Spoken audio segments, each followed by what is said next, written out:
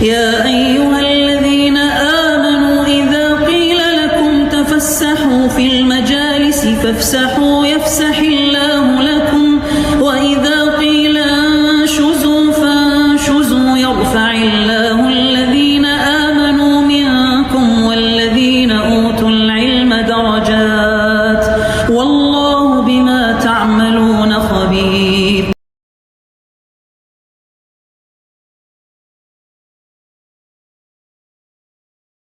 Warahmatullahi wabarakatuh. Alhamdulillahi ala ihsanih wa syukru lahu ala taufiqihi wa amtinani. Asyhadu an la ilaha illallah ta'ziman li sya'ni wa asyhadu anna sayyidana wa nabiyana Muhammad abduhu wa rasuluhu da'iyan ila ridwanih basyiran wa nadhira wa da'iyan ila Allah bi'idnihi wa sirajan munira. Asyhadu an la ilaha illallah wahdahu la syarika lah wa asyhadu anna Muhammadan abduhu wa rasuluh la rasula wa la nabiyya ba'dah. Para jamaah hadirin dan hadirat kaum muslimin yang semoga senantiasa dirahmati dan dicurahkan nikmatnya oleh Allah Subhanahu wa taala. Alhamdulillah, segala puji syukur kita kehadirat Allah Jalla Jalaluh atas segala nikmatnya kepada kita. Alhamdulillah kita masih menikmati diguyurnya hujan. Wa anzalna minas sama'i ma'an tahura.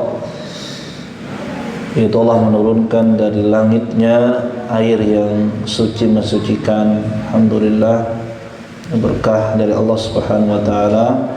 Semoga yang Allah turunkan ini adalah hujan yang penuh manfaat, amin, dan menghindarkan dari segala mara bahaya. Allahumma hawil alaina wa la alaina, ya Allah, jadikan hujan ini manfaat bagi kami, bukan musibah atas kami, amin ya rabbal alamin. Salawat dan salam kita hadirkan kepada junjungan Nabi kita, Nabiul Huda, Nabi Agung Nabi Muhammad sallallahu alaihi wasallam, dan juga para pengikutnya, dan tak lupa keluarga dan para sahabat-sahabatnya ridwanullahu alaihim ajmain. Dan mudah-mudahan wa anna ma'hum birahmatika ya arhamar rahimin, termasuk kita termasuk dari hamba-hambanya yang Allah Subhanahu wa taala senantiasa rahmati dan berikan petunjuk kepada kita. Para hadirin dan hadirat, jamaah Bapak dan Ibu sekalian Masjid Nurul Iman Desa Bagarsari yang saya muliakan, yang saya cintai karena Allah, kita tidak jemu-jemunya setiap malam Rabu masih bisa merutinkan pengajian pekanan yang insyaallah sedikit demi sedikit kita akan pelajari agama Allah Subhanahu wa taala yang mulia ini. Alhamdulillah, ya, di malam hari ini kita bisa kumpul kembali di masjid Allah ini. Kita akan melanjutkan pembahasan dari pembahasan kitab ilmu karya para ulama-ulama kita yang terpercaya, itu karya ulama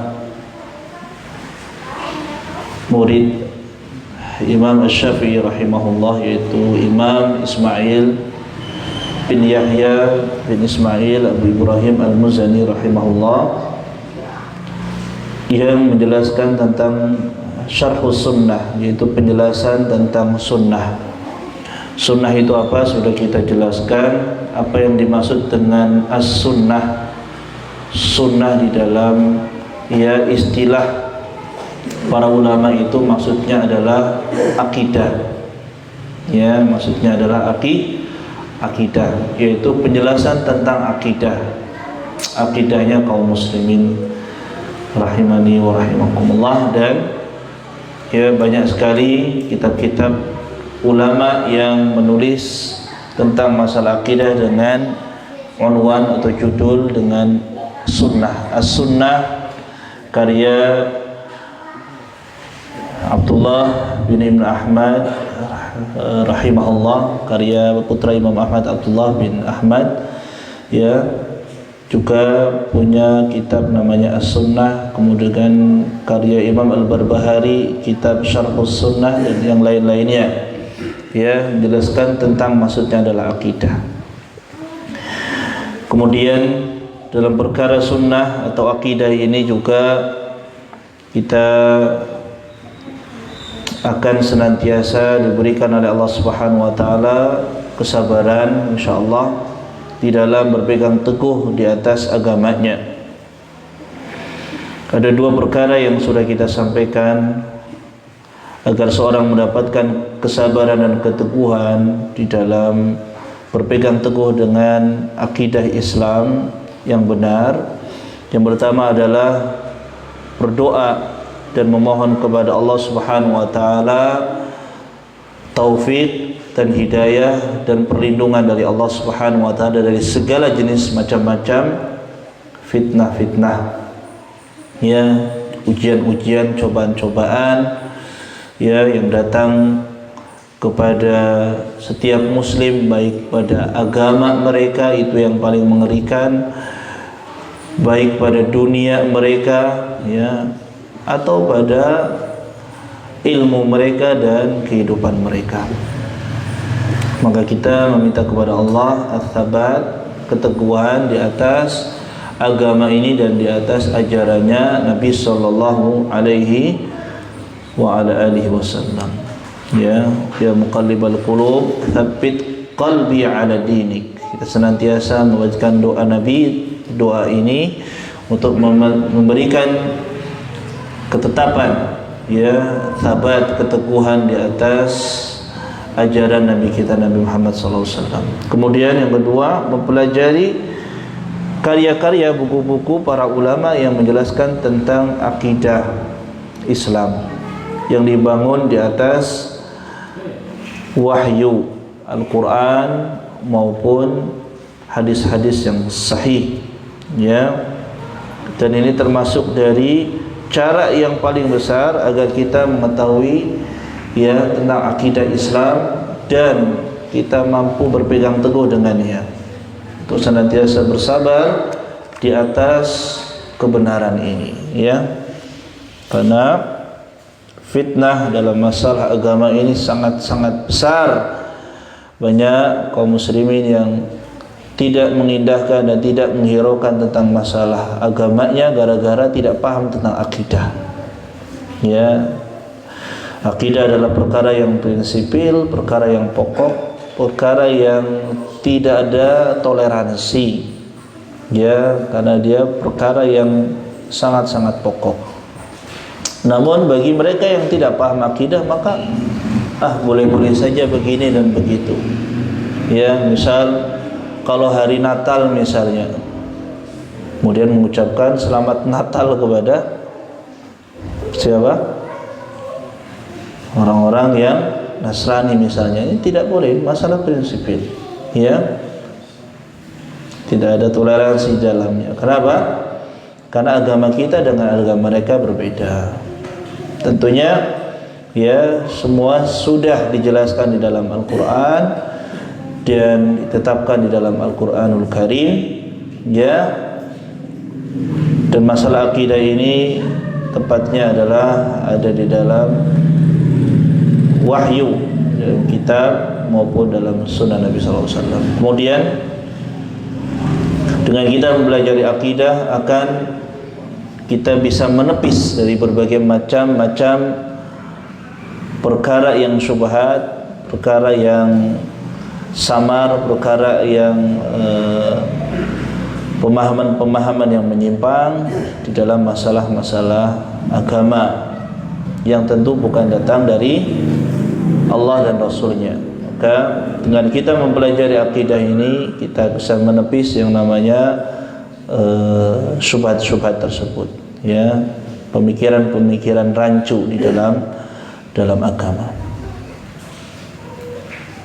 Orang yang tidak memiliki akidah yang benar, hatinya kosong, maka sangat mudah sekali dia terpengaruh dengan pemikiran-pemikiran yang rusak, ya.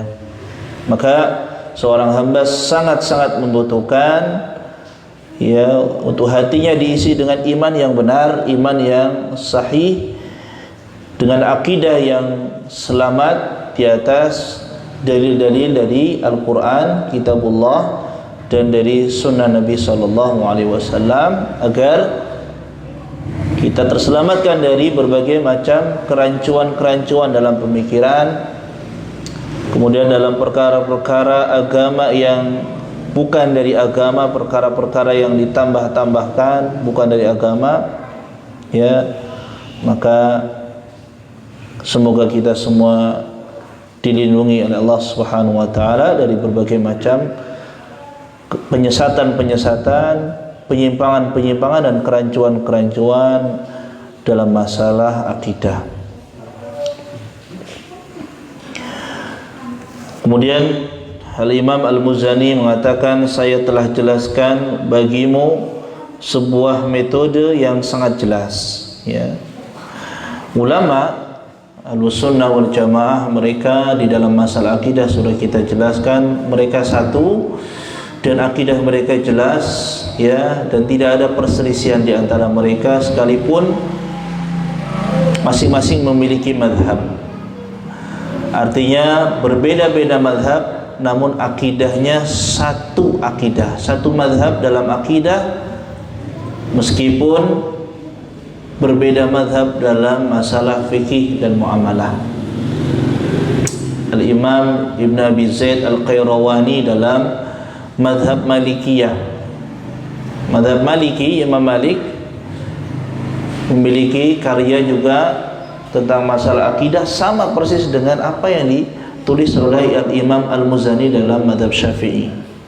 Tidak ada perbedaan. Al-Imam Ibn Abil Iz Al-Hanafi yang mensyarah kitab At-Tahawi, Imam Tahawi juga dalam madhab Hanafi, Abu Hanifah memiliki akidah, karya akidah sama, walaupun madhabnya Abu Hanifah berbeda dengan madhab Syafi'i atau Maliki, juga memiliki ya akidah yang sama persis, blak, tidak ada perbedaan. Kemudian akidah wasitiyah karya Syekh Islam Ibn Taimiyah rahimahullah dalam madhab Hambali juga sama persis dalam akidahnya Imam Al-Muzani dan seterusnya dan seterusnya. Jadi sama, mereka tidak ada perselisihan dalam masalah akidah. Maka dalam masalah akidah mereka satu dan tidak ada toleransi, tidak ada perselisihan. Adapun perselisihan itu dalam masalah furu'iyah, masalah cabang, masalah fikih semata, ya. Kalau akidah itu pokok, tidak ada perselisihan. Lam alu nafsi iyyaka fihi nushan, dengan sepenuh jiwa beliau ya menjelaskan tentang masalah akidah ini. Yang pertama, nasihat untuk dirinya sendiri dan juga untuk kaum muslimin. Ini menyebutkan bahwasanya nasihat yang pertama kali adalah bagi orang yang menasihati, ya, orang yang ingin menasihati orang, maka niatkan dirinya untuk dirinya dahulu nasihat tersebut agar bermanfaat bagi orang lain. Kemudian juga pada kaum muslimin seluruhnya secara umum, ya, nasihat-nasihat tentang masalah agama. Yang terpenting adalah perkara akidah, ya, harus disampaikan.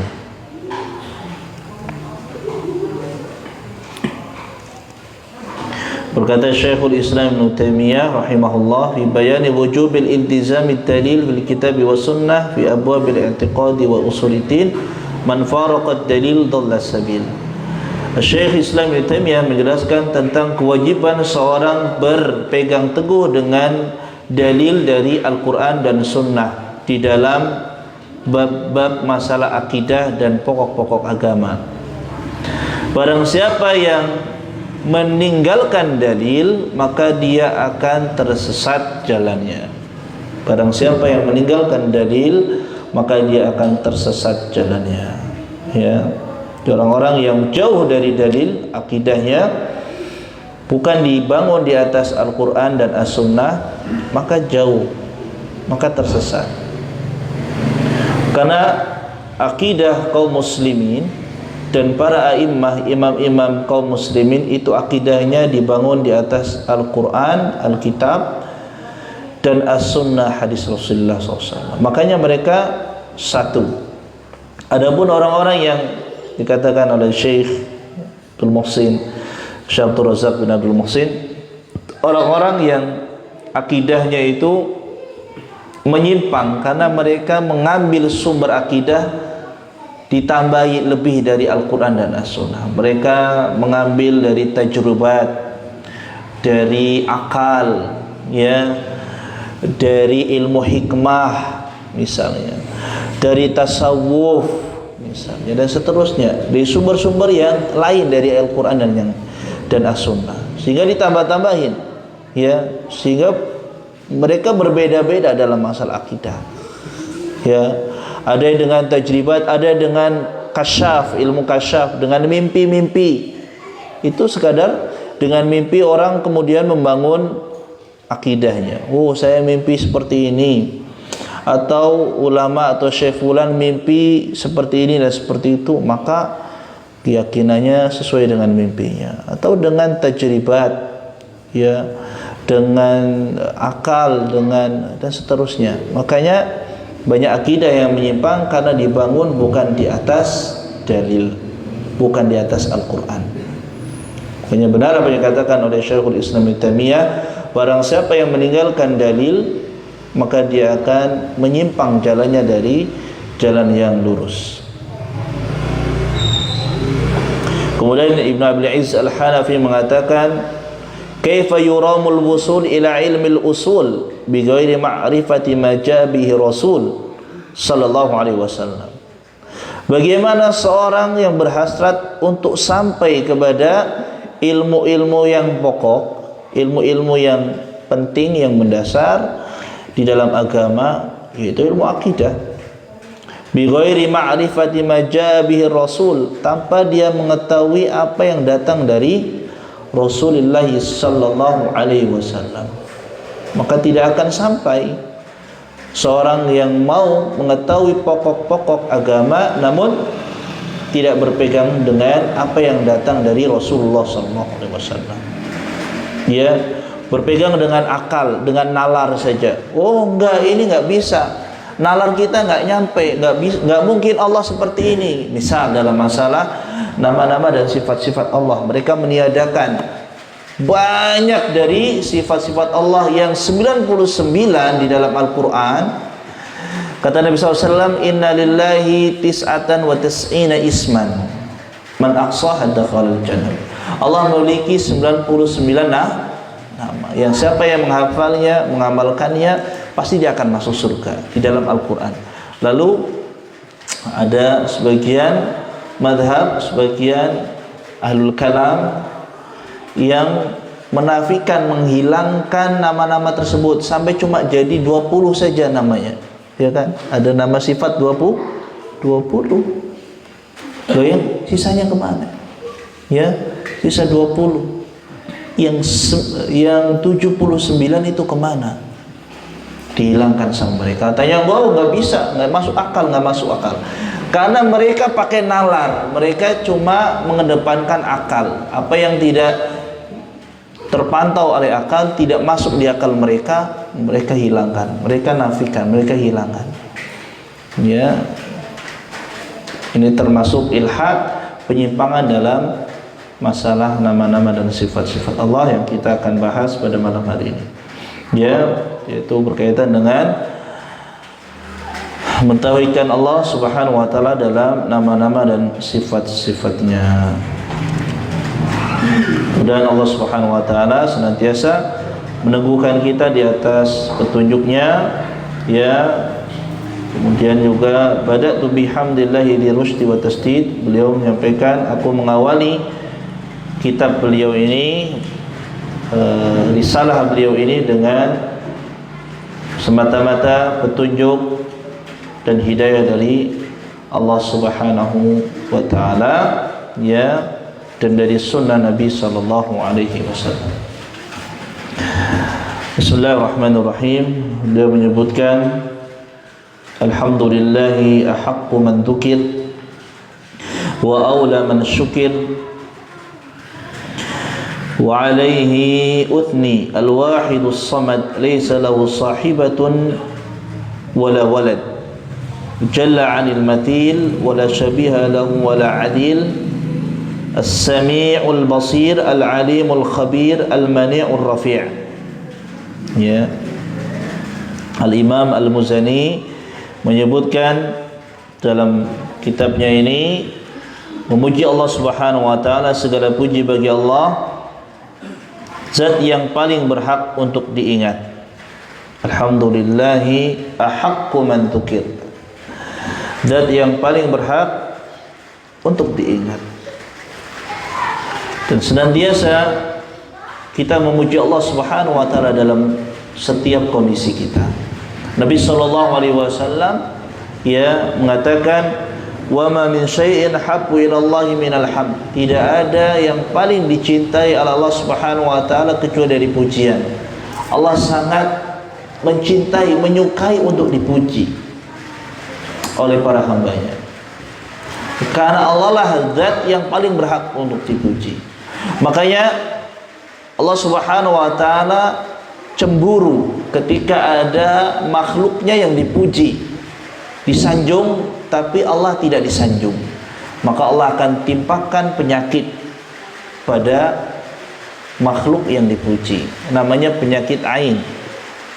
Ya, penyakit ain itu ada ketika orang memuji, menyanjung makhluk dari makhluk Allah, ciptaan atau benda atau orang atau hewan atau yang lainnya, atau bangunan atau kendaraan, tapi tidak memuji nama Allah Subhanahu wa taala di sana, maka akan rusak. Karena Allah cemburu. Harusnya dia memuji Allah Subhanahu wa taala, kemudian memuji makhluknya.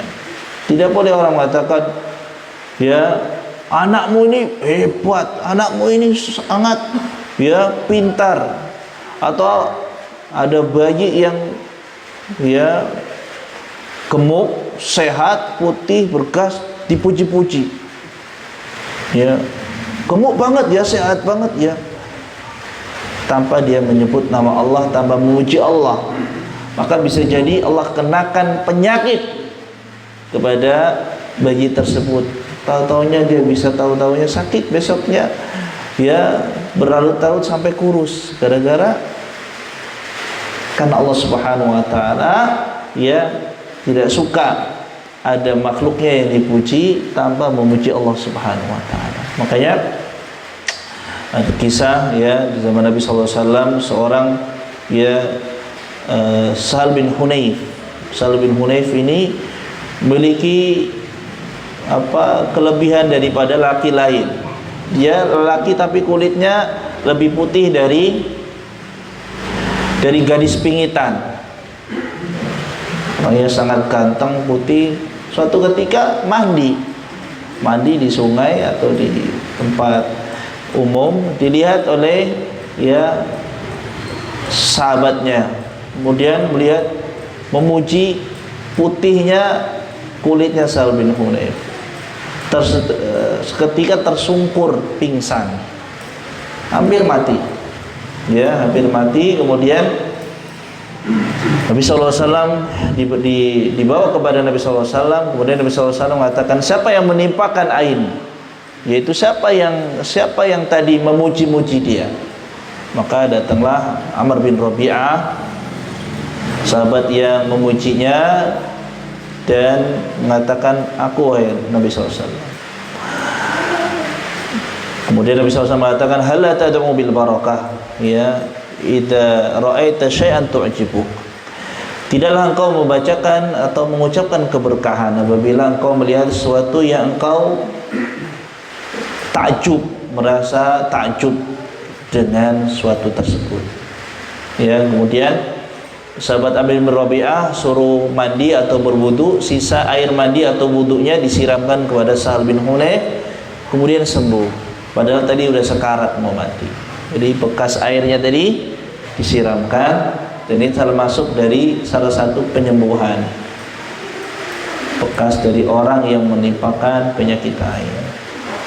Allah Subhanahu wa taala tidak sudi kalau ada makhluknya yang dipuji tanpa memuji Allah Subhanahu wa taala.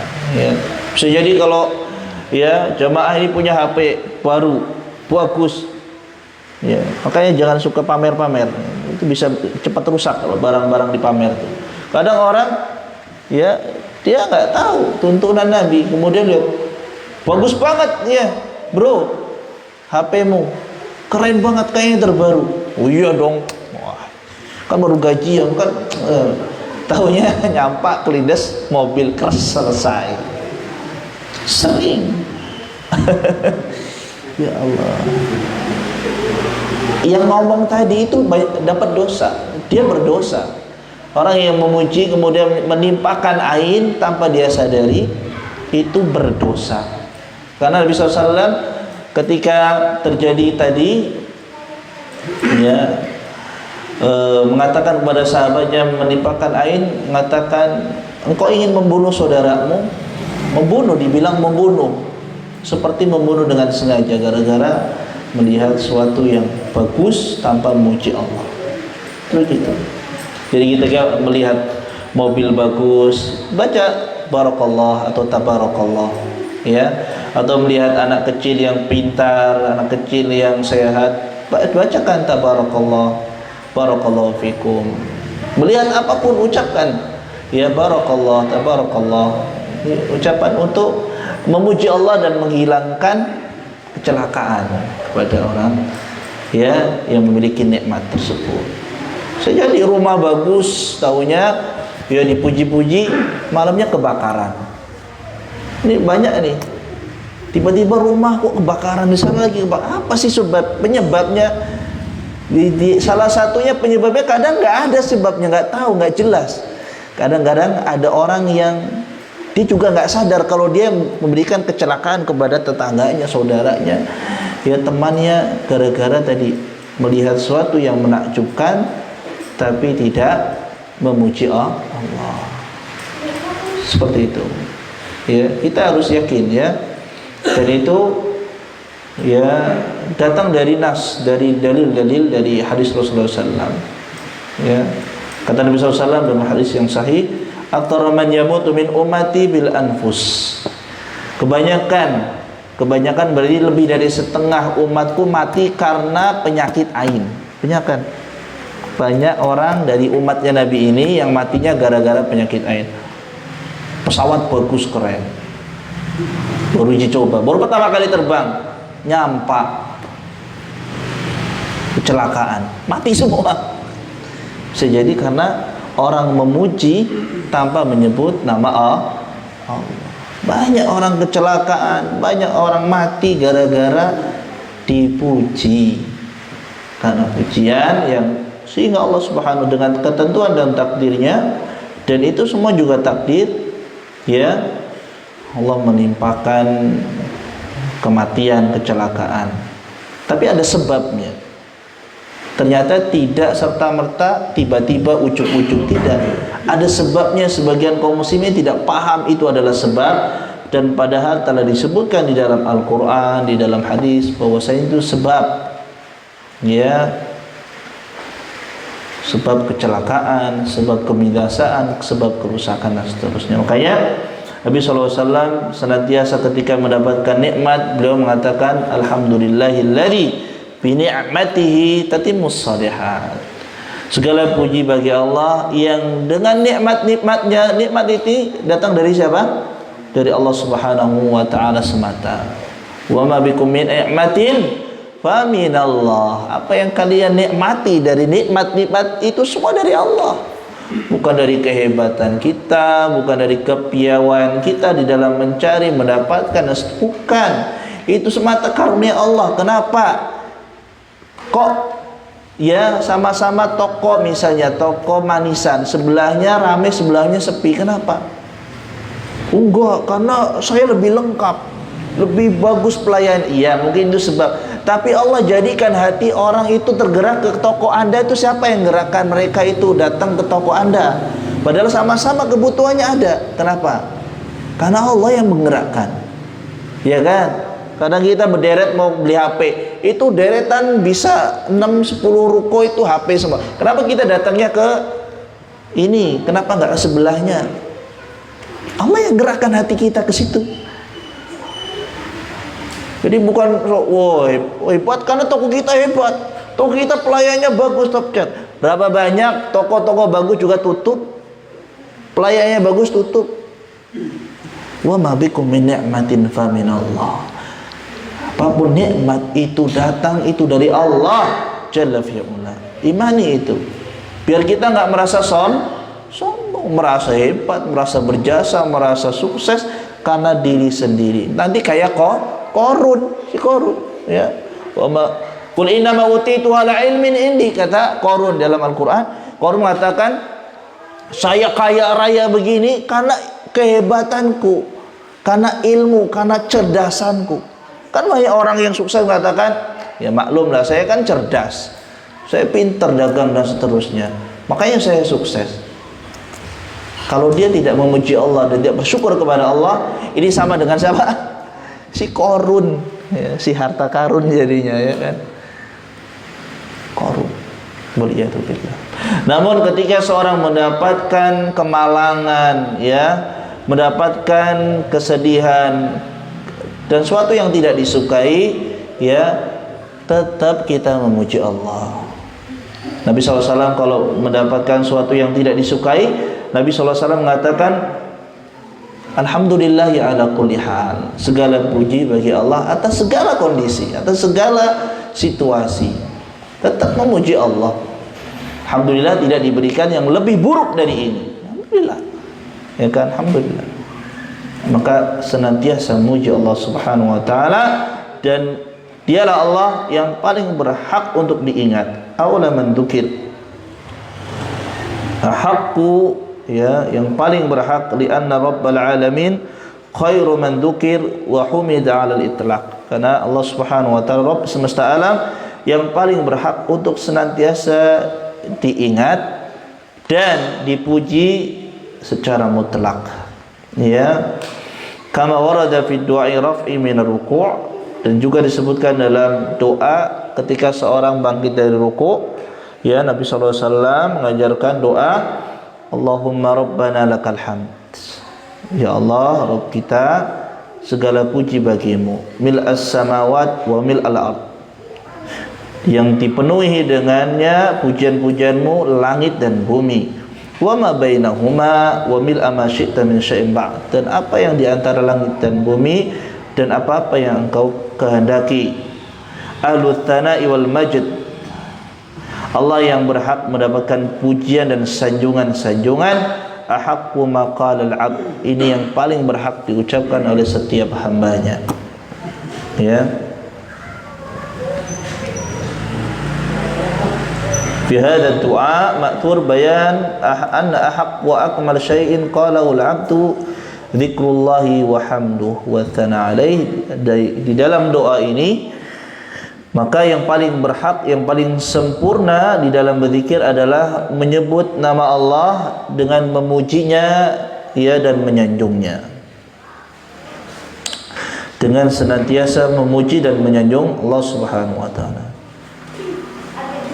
وذلك يتناول الحمد والتسبيح والتهليل وسائر الأذكار الشرعية والقرآن الكريم, dan semua, ya, yang zikir-zikir itu yang mengandung pujian kepada Allah, pensucian, tasbih artinya adalah mensucikan Allah Subhanahu wa taala, wa tahlil, mengucapkan la ilaha illallah, ini masuk juga zikir, dan semua zikir-zikir yang masyru', yang disyariatkan, yang datang dari Al-Quran maupun dari doa-doa Nabi sallallahu alaihi wasallam. Wa ma'rifatu asma'illahi wa sifatih, dan mengetahui tentang nama-nama dan sifat-sifat Allah Subhanahu wa taala. Wa ta'alluma dinihi wa syar'ihi, wa kullu ma taqaddam min dzikrillah, semua mempelajari dengan nama-nama Allah, sifat-sifat Allah, mempelajari agamanya, syariatnya, semua adalah mengandung zikir kepada Allah. Makanya majelis ilmu sebut juga majelis zikir. Majelis taklim, majelis ilmu disebut dengan majelis zikir juga. Karena di sana menyebut tentang ya Al-Qur'an, As-Sunnah, menyebut tentang nama-nama Allah dan sifat-sifat Allah, menyebut tentang ajaran Rasulullah SAW, syariatnya, agamanya. Nah, wa aula man syukir, ya. Fa idza taqarrara dzalika 'alima al-murad al-hadits. Apabila kita mengetahui tentang hakikat majelis ilmu, yaitu adalah zikir, maka sesuai dengan apa yang diucapkan dalam hadis Nabi sallallahu alaihi wasallam, beliau mengatakan idza marartum bi riyadil jannah farta'u. Apabila kalian melewati salah satu dari taman-taman surga, di dunia ada taman-taman surga, farta'u, maka mampirlah, mampir. Nah, ya, orang yang nggak tahu taman, banyak ya kan, ke Sidang Panjang ada taman baru, rame ke sana. Kemana lagi? Ya, ke Plaza ada taman rame di Plaza di Tanjung Payang, tapi nggak tahu taman-taman Allah, ya, di dunia ada taman surga. Ya, Nabi SAW menyarankan, dia menganjurkan bagi umatnya, apabila kalian melewati salah satu dari taman-taman surga di dunia, mampirlah. Qalu wa ma riyadul jannah. Para sahabat mengatakan, apa itu taman-taman surga di dunia? Qala hilakud dzikr. Kata Nabi, itu adalah ya majelis-majelis zikir, majelis-majelis ilmu, majelis-majelis taklim.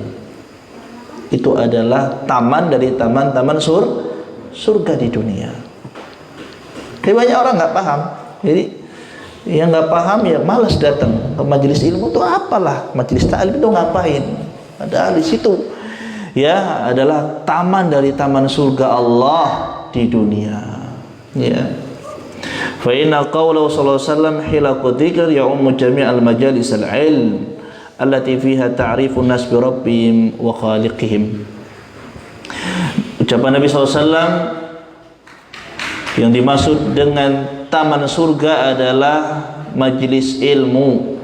Maka seluruh majelis ilmu yang membicarakan tentang ilmu untuk mengenal manusia, mengenal Tuhan mereka, pencipta mereka, ya, wa ma lahu min sifatil jalali wal kamal, kemudian mengenal tentang kemuliaan dan kesempurnaan Allah Subhanahu wa taala.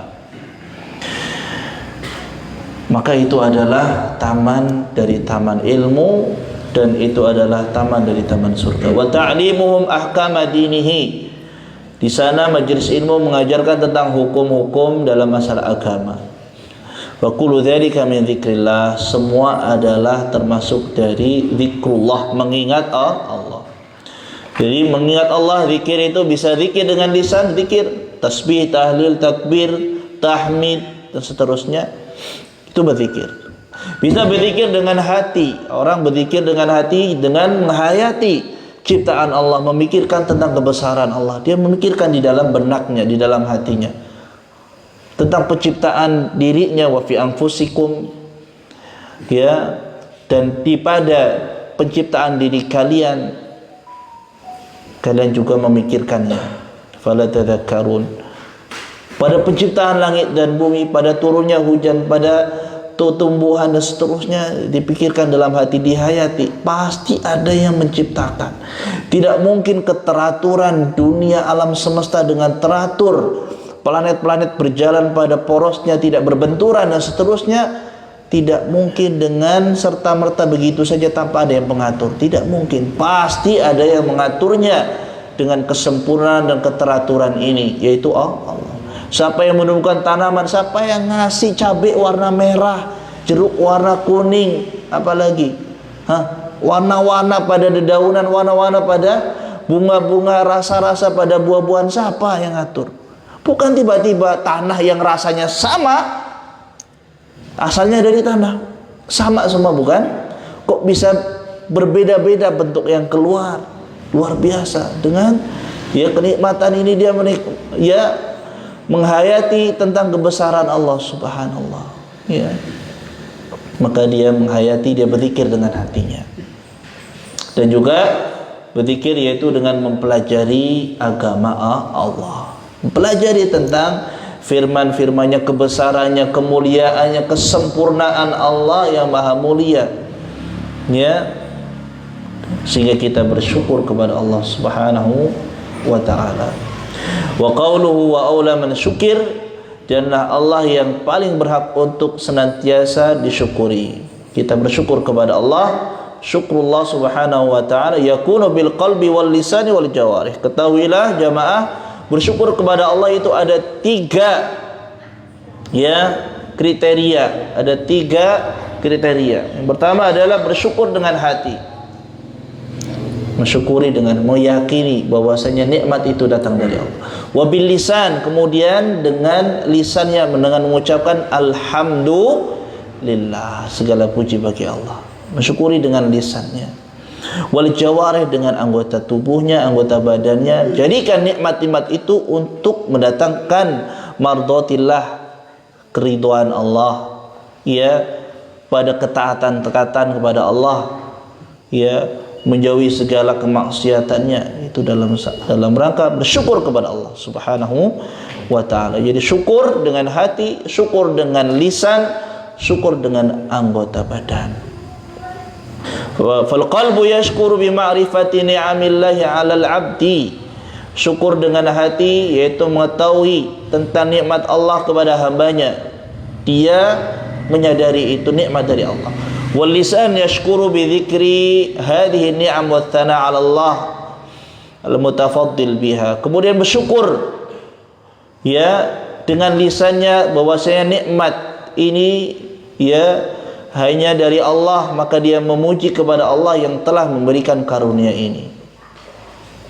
Makanya kalau kita juga melihat suatu orang yang kena musibah, kita bersyukur tidak ditimpakan musibah itu kepada kita. Alhamdulillahilladzi, ya, afani mimma ibtalahu bih wa faddalani ala katsirin mimman khalaqa tafdila. Kadang orang begini, Pak, nggak tahu doa ini. Dia lihat temennya bawa sepeda motor bocor, hahaha, syukurin loh, nggak lama dia bocor juga. Yang lihat dia sama nyukurin juga, nggak baca doa, bocor juga. Ini kejadian sahih.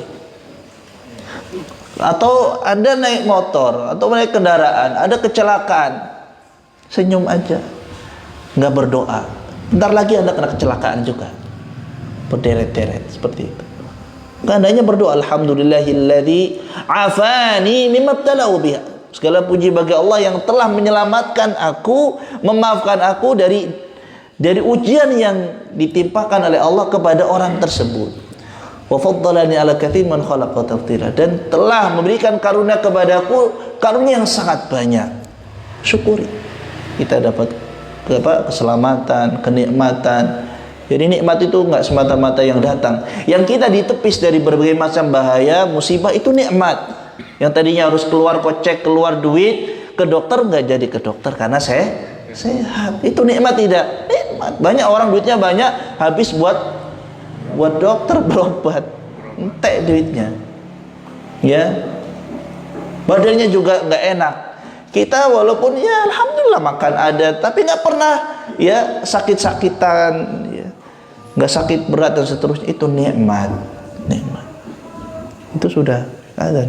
Alhamdulillah, ya, maka kita diingatkan terus, ya, di dalam kajian kita untuk senantiasa memuji kepada Allah Subhanahu wa taala, bersyukur kepada Allah atas segala nikmat-nikmat yang datang dari Allah Subhanahu wa taala.